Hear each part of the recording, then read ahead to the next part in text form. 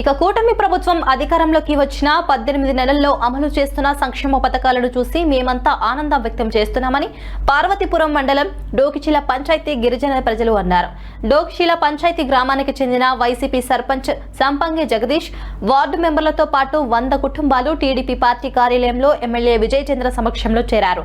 ఈ సందర్భంగా ఎమ్మెల్యే మాట్లాడుతూ ప్రజా సంక్షేమమే ధ్యేయంగా కూటమి ప్రభుత్వం పనిచేస్తుందని, ఆ దిశగా ప్రతి గ్రామానికి మౌలిక సదుపాయాలు పూర్తి స్థాయిలో కల్పించడం జరుగుతుందన్నారు.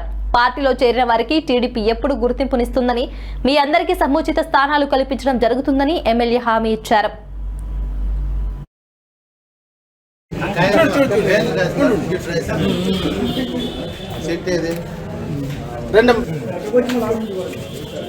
రసీదు